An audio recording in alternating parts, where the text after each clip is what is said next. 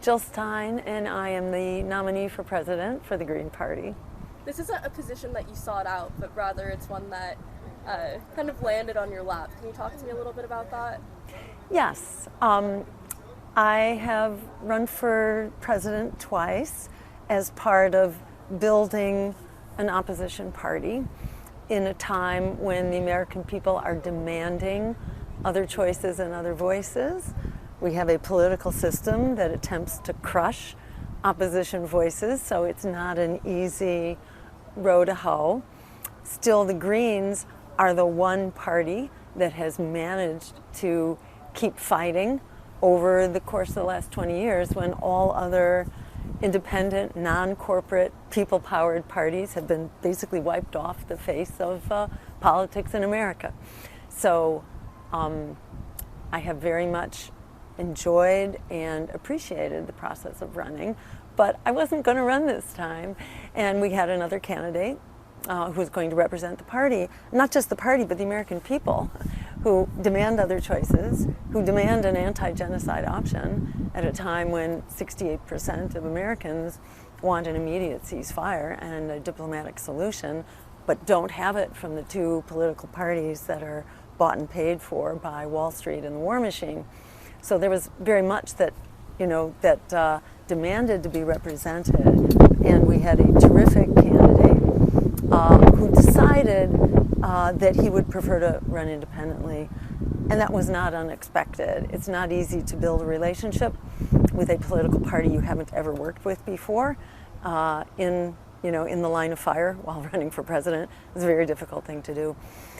So it wasn't surprising when he decided to go his own way, and he has a very valuable voice and is making a really important contribution to the dialogue, but we knew he would not get on the ballot in enough states to truly challenge empire, which is what you have to do if you want to end the genocide and the state of endless war and the impoverishment of the American people by the endless war machine. Can you say his name? That's Dr. Cornel West. Okay. Who is... Mm-hmm. Oh, and then also, why is the issue of Palestine so close to your heart? You're not Palestinian American, you don't have family in Gaza. Can you kind of talk to me a little bit about your identity, how you grew up, and why this issue is something that is Sure. a huge key point of your campaign? Yeah, so I grew up in a Reform Jewish community, attending a synagogue, singing in the children's choir, and this was right after the Holocaust, actually, just a couple of years after the Second World War ended. And our community was very, very concerned with this question: is there life after genocide? How do you restore faith in humanity after that? And in my community, the answer to that was by resolving that genocide would never happen again, not to anyone. And I grew up very committed to that idea and considered it my responsibility, because in fact, after the genocide, we held not just the perpetrators responsible, but the bystanders too. So I really regarded it as just part of our human obligations, part of being a member of society. Is when you see terrible things happening, you have to stand up and fight them. I grew up as a social activist, very much in pursuit of this larger sense of responsibility.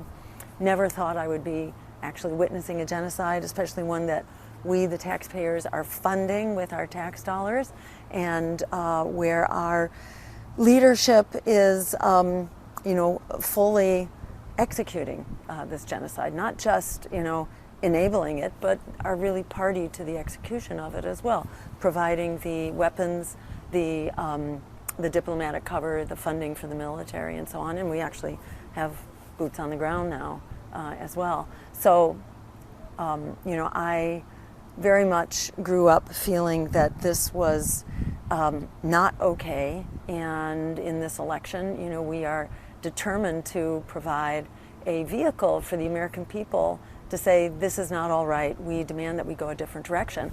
And it's not only the 68% of Americans who want an immediate ceasefire and an end to the genocide, but it's also over 60% who demand a weapons embargo right now in order to enforce the end of that genocide. Ronald Reagan ended the war conducted by the Israeli army on the people of Lebanon in 1982.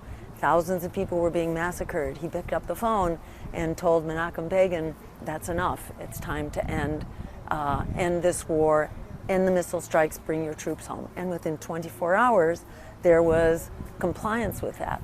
We now have a ruling by the International Court of Justice and the preference of the American people.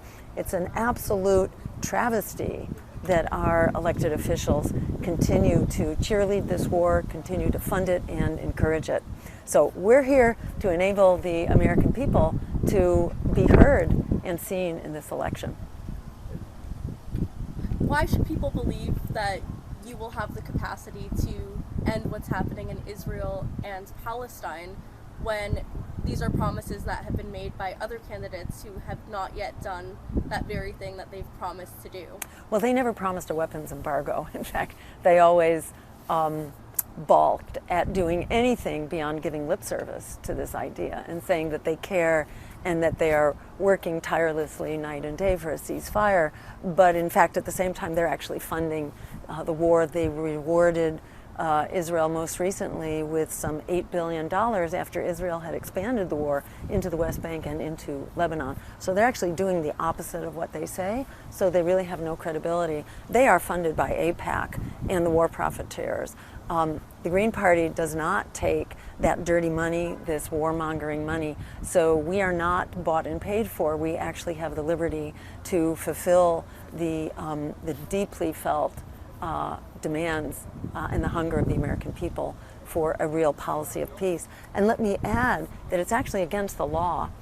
It is illegal for the White House to be transferring weapons to Israel right now. It violates 3 sets of laws. One, there's a prohibition against funding violators of human rights. There's a prohibition against funding a government that is interfering with the delivery of humanitarian aid, and we know that to be true. It's also illegal to fund a government which is in violation of nuclear weapons treaties, and Israel is in flagrant violation of the Non-Proliferation Treaty by having, dozens of nuclear weapons. So there are actually 3 legal reasons why, in fact, the president can do that, and must do that, and should do that. Furthermore, it doesn't require an act of Congress to stop the weapons flow. So the president and the White House actually has authority over the transfer of weapons. So this would be done. If we were to win the election on Tuesday, we would pick up the phone the day after and let Bibi Netanyahu know that he is no longer commander-in-chief for the people of the United States. It's actually outrageous that he is being put in a position of dragging the U.S. into a widening war, a widening and extremely dangerous war. So we would do that right now and meet the very deeply held wishes of the American people to end this genocide now. The fact that you don't accept PAC money sets you apart from the Democrats and the Republicans. It also allows you to advocate for things that maybe you wouldn't be able to advocate for if, certain political action committees helped you gain power. But with that means that it's not an even playing field. You don't have the same amount of resources as the Democrats and the Republicans. Is that not a huge hurdle that would make it difficult for the Green Party to gain traction right now? So let me say that when we've had an opportunity to be heard, there's enormous enthusiasm for our campaign. We don't require a Madison Avenue, advertising campaign because we reflect the will of the people and the deeply held desires of the people for decent wages, for housing that we can afford. Right now, 1 out of every 2 Americans can barely keep a roof over their head.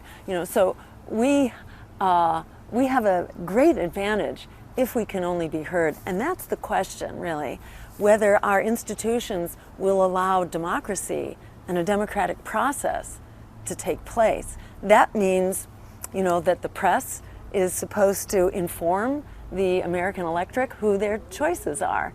It shouldn't require a billion-dollar budget in order to let the American people know who their choices are. Regrettably, so many of the press are serving as lapdogs to power instead of watchdogs to power. If we truly had a free press, as the First Amendment, mandates that we should, then you wouldn't need to have oodles of money. If we actually had debates that were fair and inclusive of candidates who had done the work to be on the ballot for a majority of voters and could potentially win the Electoral College. This was how, at one time, the League of Women Voters structured debates. If you were on the ballot in enough states to be a truly competitive candidate, then you had a right to be heard. So if we were doing the things that American institutions are supposed to do, you wouldn't need all that corrupting money.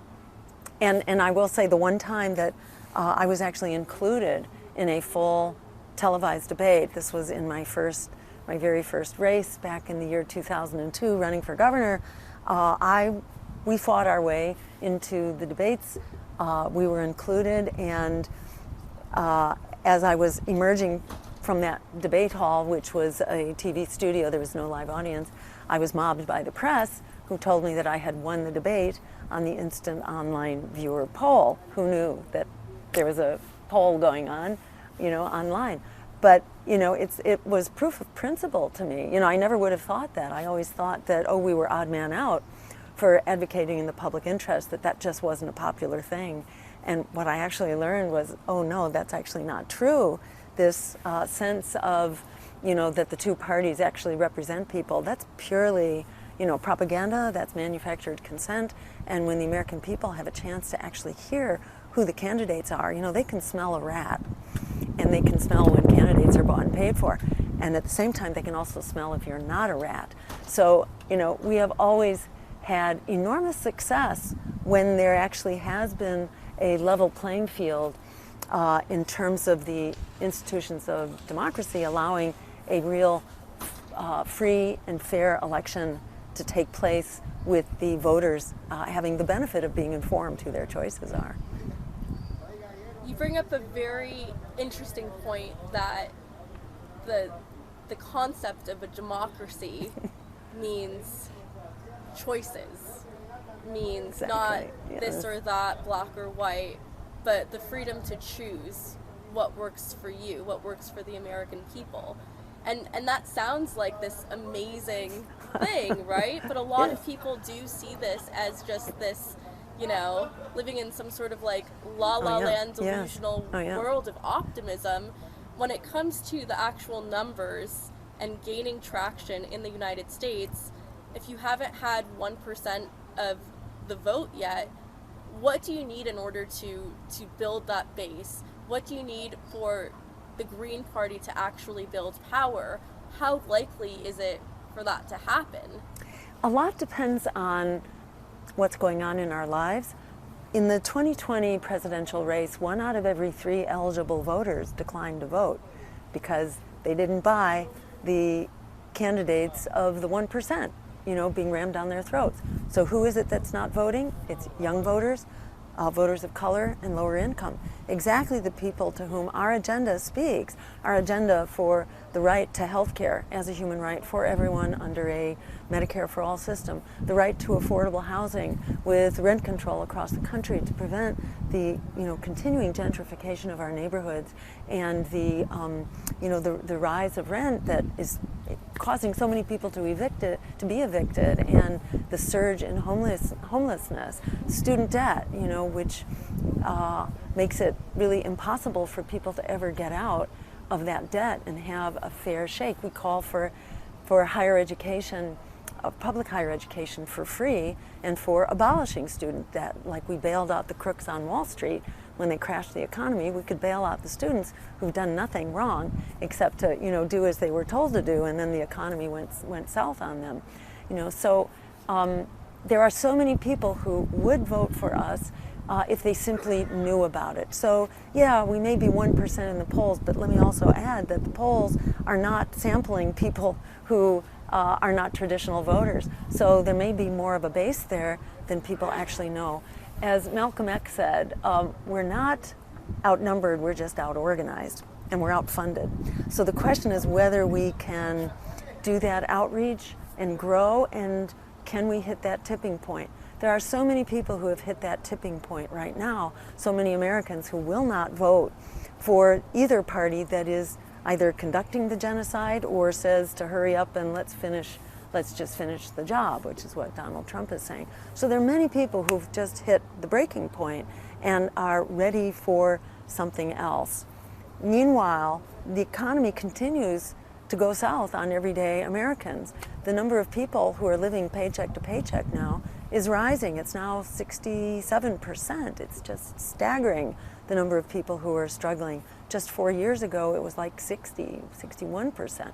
So these numbers are not getting better. It's not like, oh, it's incremental process and we just have to be patient. No, in fact, the stranglehold of big money, of the billionaires, of the oligarchy on our political system, on our healthcare system, on our education system, on our housing system is all serving, the few and the powerful, while everyday people are being thrown under the bus. So people are dropping out of that system. In fact, just recently a Gallup poll showed the numbers are at an all-time record high right now. It's 63% of Americans who are calling for an alternative political party that can actually serve the public interest instead of these parties that are bought and paid for by the 1%. So the demand is growing. Meanwhile, the effort of the duopoly to silence its opposition, to throw us off the ballot. This is the first time that they ever, the Democrats have undertaken actual advertising against a third party. So while they keep saying, oh, you guys are powerless and you don't have any traction, they are spending, just to suppress us, they are spending about 10 times more than the cost of our entire campaign. So they are spending, according to Time magazine, a seven-figure budget, which is in the tens of millions, and our budget is like 2 million, they're spending at least 10 times as much as us just to try to undermine us, to try to stop us, because they're terrified, and instead of meeting the needs of the American people, so many Muslim Americans and Arab Americans have turned away from Kamala Harris. Instead of talking about why that is and meeting their needs, instead of creating a weapons embargo and actually showing some concern instead of just talking the talk, how about walking the walk? They could earn those votes back. But they don't want to earn those votes back. It's more important to the Democrats to continue the genocide than it is to win the election. So we say that's on them. That's on them. They won't talk about it. They just try to scapegoat third parties, candidates like myself, voters who have just had it and they're not going to take it anymore. In this election, we've made major breakthroughs in terms of the groups that we're working with now, the people who are walking away, who've just had it, especially young people who won't buy into the genocide, who are protesting on campuses and in the streets, Arab American, Muslim American, voters really all across the spectrum. They're not going to do it anymore, and many of them have found their way to the Green Party and to our campaign. So this is a jumping off point, and wherever we are now, and whatever it turns out on Tuesday, as far as we're concerned, this is a win. This is a win for the American people, this is a win for democracy, this is a win for peace, this is a win for the planet. When we have an opportunity, we can, and we do, clarify how the Democrats are not serving the climate. They are not serving women's reproductive rights as they could and claim that they will. They could be opening up abortion clinics right now on military bases, on federal land around the country. They could meet these desperate and urgent needs right now, but they never do. It's always out of reach. For both Barack Obama and Joe Biden, it was the first thing they were going to do when they came into office was to codify Roe. But somehow they managed not to do it. They just raised money on the issue and then failed to actually meet the issue. So they're not there on women's rights. They are not providing what we need on the climate. It's all talk, but if you look at the Inflation Reduction Act, it's actually a fossil fuels first bill, and it mandates the auctioning off of 60 million acres every year of offshore waters and 2 million acres of public lands onshore every year before any major renewables can be built. So it's window dressing on a devastating crisis that's just taking us over the cliff. They are not solving it. All they talk about is creating renewable energy, which is great, but that doesn't solve the problem. We have to phase out fossil fuels. That's what the climate cares about. Climate doesn't care about renewables. People do, but the climate doesn't. So they are full of smoke and mirrors. They are not addressing our problems, and they are consuming half of our congressional dollars on the endless war machine instead of funding the urgent needs of the American people right now. So that's how we grow, is by telling the truth and by the growing desperation of the American people. So right now we are in Santa Barbara. It's the birthplace of Earth Day. You're going to be at UC Santa Barbara soon. What is the importance of being here in Santa Barbara just 2 days before the election? Well, this is a wonderful place to wrap up the election and to gather lessons learned and where we are and how we move forward from here. And it's always really great to have these conversations with young people who are inheriting, full bore the crisis of civilization right now. And civilization is in crisis in every dimension of our lives, and it's especially for young people, who are mired in debt, who have the climate crisis to deal with, the costs of the endless war machine, which becomes more dangerous to all of us. Young people who are now subject to the draft. The military draft is back.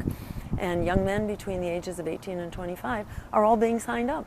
And when the Biden-Harris administration says that, Israel, we're not only going to pay for your war, we're also going to send boots on the ground, and they could, in a moment's notice, reactivate the draft if that need becomes strong, and it readily could, because Joe Biden and Kamala Harris have turned over, the baton as commander-in-chief to Bibi Netanyahu, who has been really working to pull us into a major war with Iran, and who knows where this will go.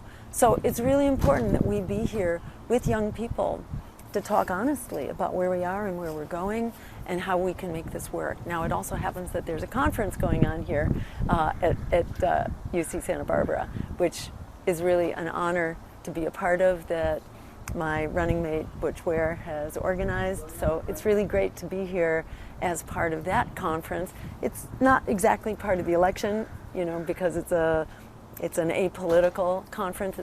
Everything is political. Shall we say it's nonpartisan. It is not a partisan conference, but it basically addresses the issues that are on our plate right now. So it's really exciting to be here on both of those counts. Is the Arab, I know the Arab population is not a monolith, the Muslim population is not a monolith, the Jewish population is not a monolith. Is the Arab, Muslim, and Jewish votes enough to sway an election for a third-party candidate? If you add in youth, who are very much in the target hairs too, that's a lot of people. It's like 44 million young people who are locked into student debt. If you add in the people who oppose genocide, which is 68% of the American public, this is why we are suppressed. This is why the Democratic Party has spent far more than our campaign just to try to silence us, to throw us off the ballot. They hired an army of lawyers in order to try to take us off the ballot. We've been to court maybe 7 times, something like that. We've won most of those cases, but not all, and at least one of them is still ongoing. This is why they advertised publicly, if you can imagine, for job postings for people to manage infiltrators and spies on our campaign in order to try to mess up our ballot drives. If you're interested, I can share. We've posted on our social media, actually, those job postings. By who? By the Democratic National Committee, the same ones who hired the army of lawyers, the same ones who are spending now, 7-figure budget in order to smear us, in order to come up with these smear campaigns. The Democrats are terrified that word should get out, that there is a voice here, not just for, small demographics, but huge demographics. African Americans, likewise, are not happy campers here, and Hispanic Americans as well.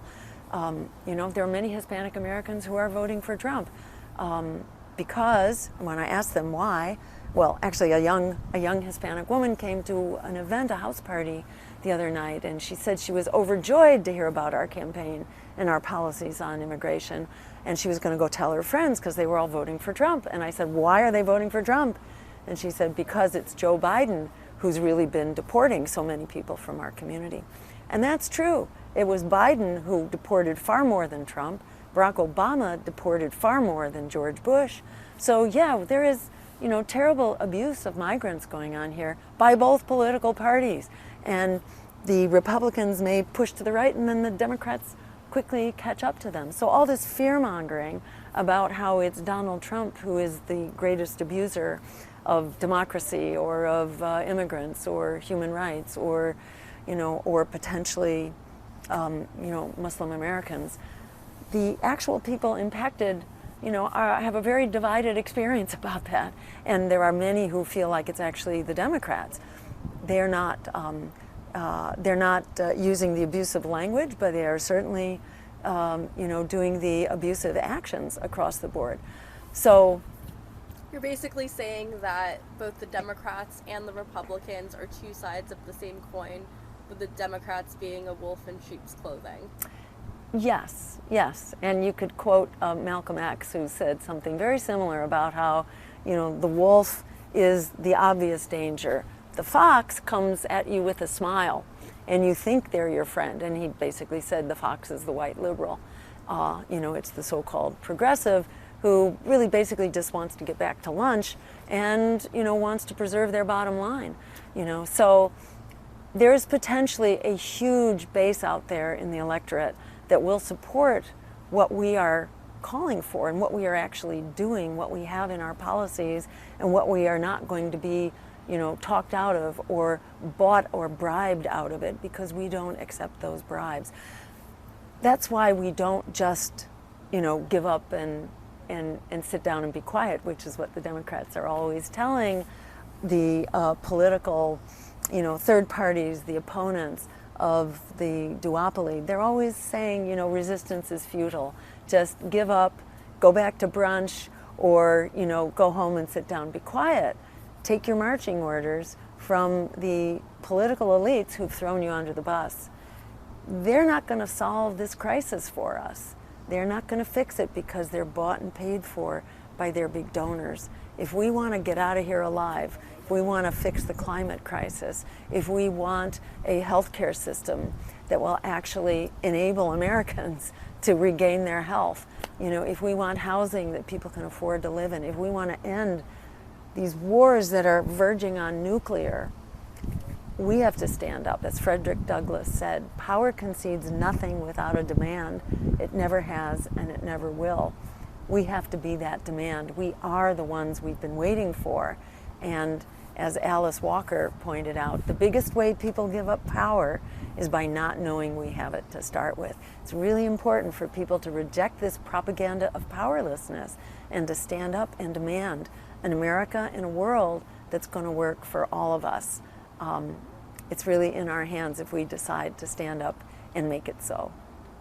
Jill, I have to ask you, what are you motivated by? Well, I'll say, for one thing, I got into this, as a healthcare provider, looking at the environment, watching our health going down the tubes.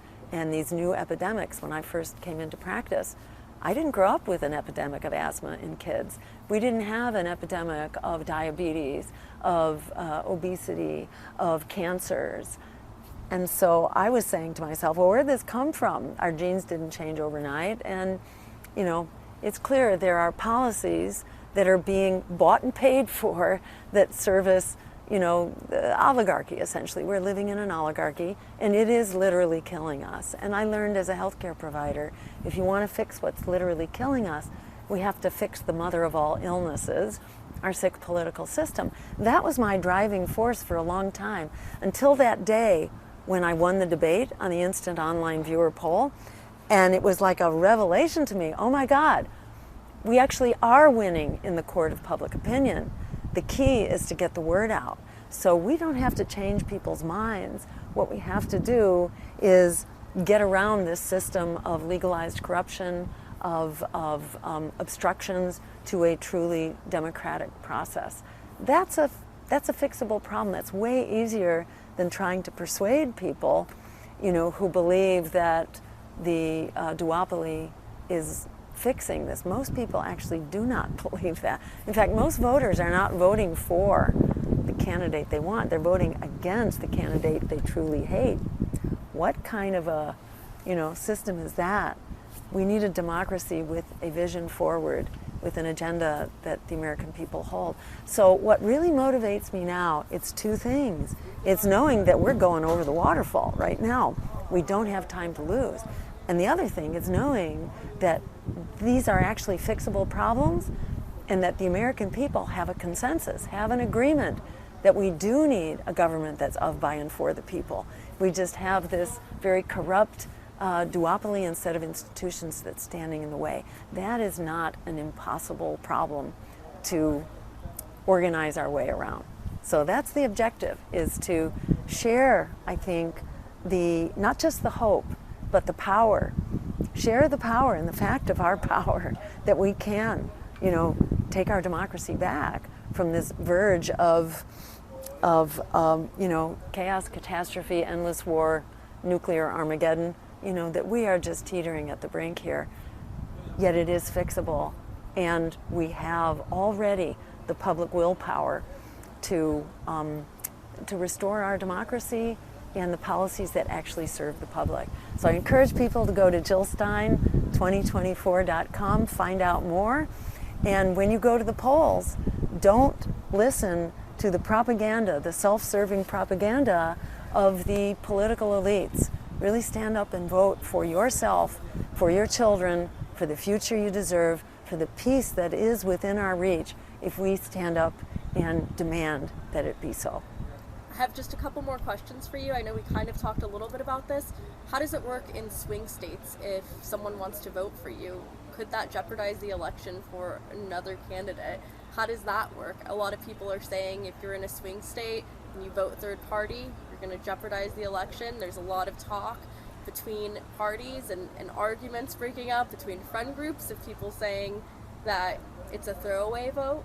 Can you explain the difference between how voting third party for you and for Butch after this plane leaves? Can you explain how voting third party would be different in California versus a swing state like Florida? Can you just walk me through that? Because I think a lot of people are confused about how the voting process even takes place with the Electoral College, with the swing state voters. Let's talk a little bit about that. Ideally, we should have a straightforward voting system. The Electoral College was created to give power to the conservative slaveholding South, and it distorts our vote.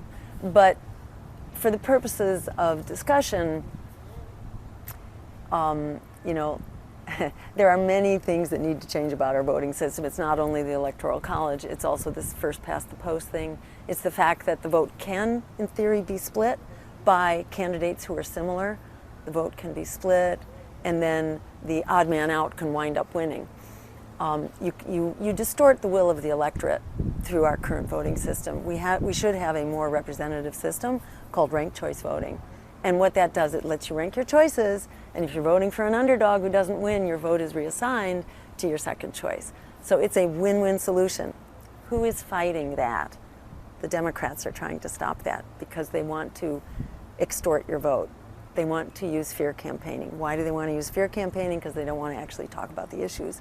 Because they really have to deliver for their donors, not for their voters. So it's a very screwed up system throughout, and it leads to a whole lot of confusion.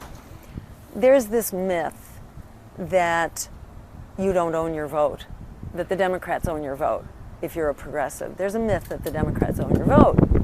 And it's a very shameful thing not to vote like you're told, not to be a good little boy and girl and take marching orders from the parties that are throwing you under the bus, who've deprived you of a future, who are inflicting, nuclear Armageddon on you.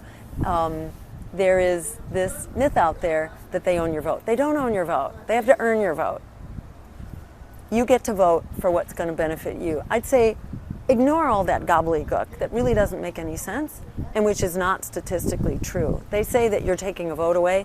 In fact, take the Muslim Americans who won't vote for genocide. They're not going to vote for genocide. Whether Jill Stein is running or not, they're not voting for genocide.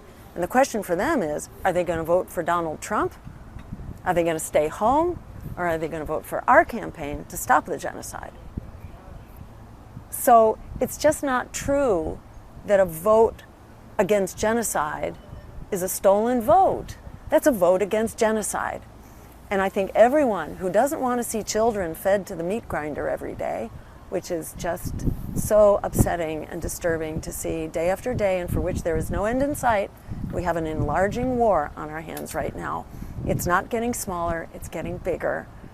And you are in the target hairs. If you're between the ages of 18 and 25, you may be fighting that war. So don't let them talk you out of your values. Vote your values. Elections are supposed to be competition for votes.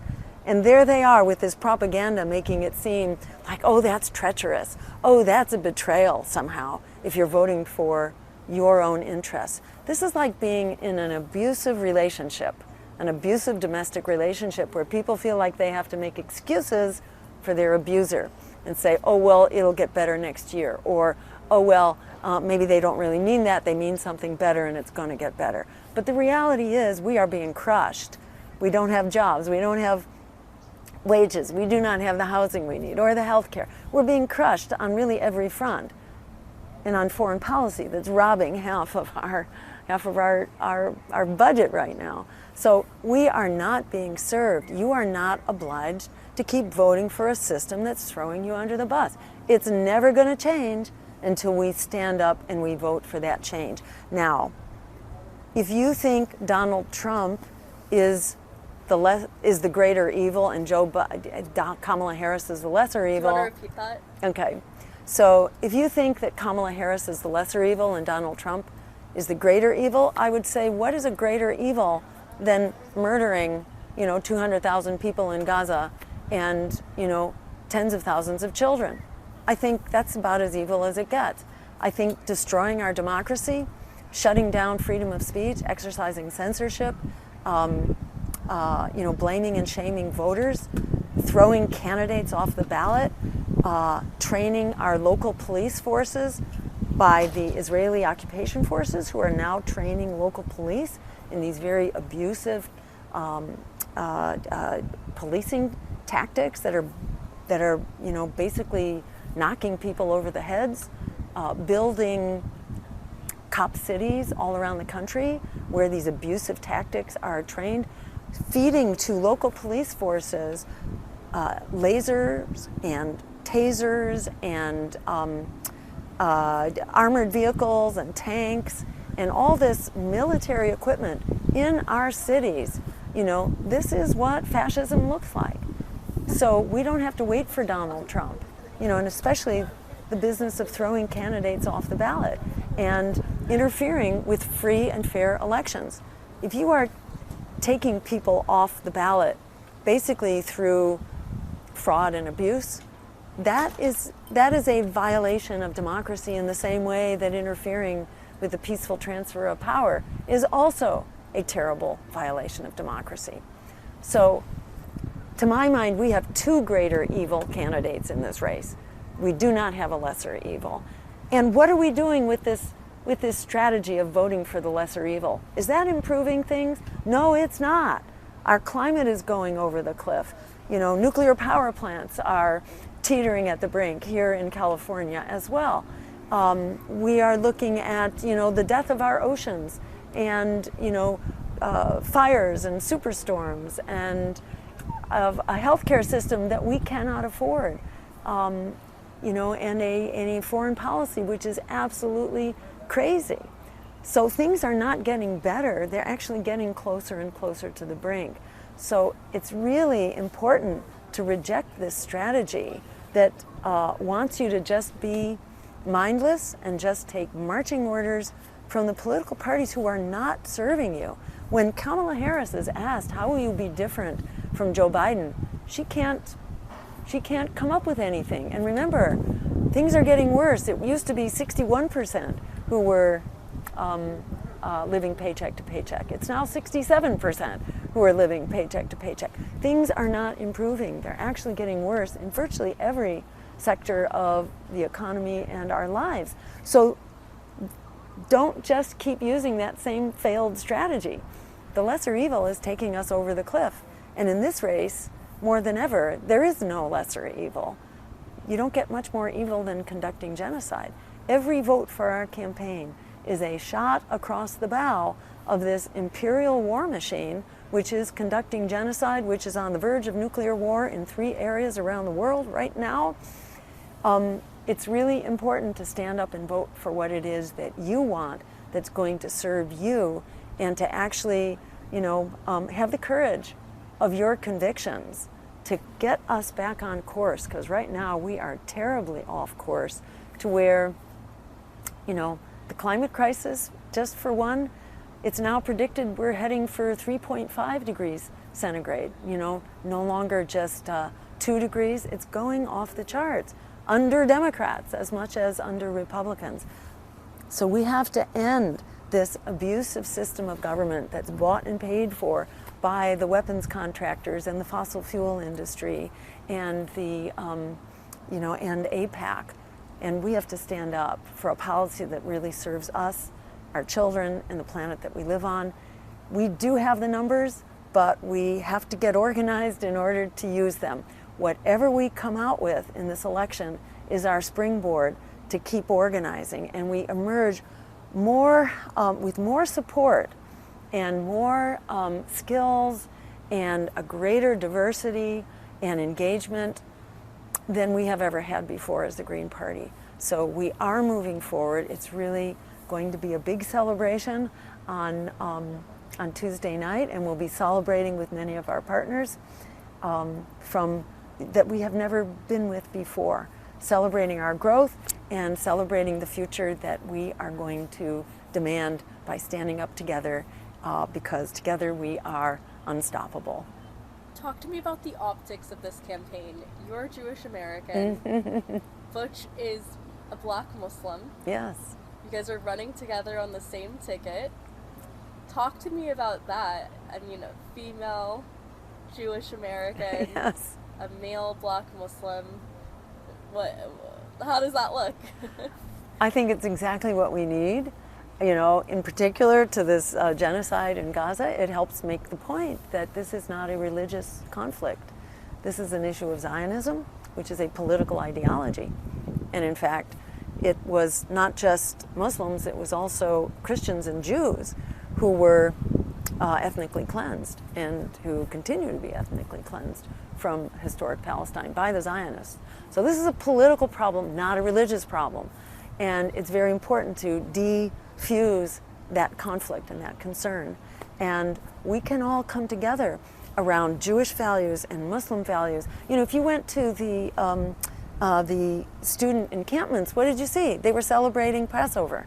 That's how all these encampments began. The notion that this is an anti-Semitic movement to shut down the genocide, to my mind, saying that it's anti-Semitic to fight genocide is like saying that Jews are okay with genocide, which to me, that's the most anti-Semitic thing you could possibly say. So that's nonsense. And I think for Butch, Ware, and myself to be running together, to be sharing basic Jewish, Christian, Muslim, and humanist, atheist,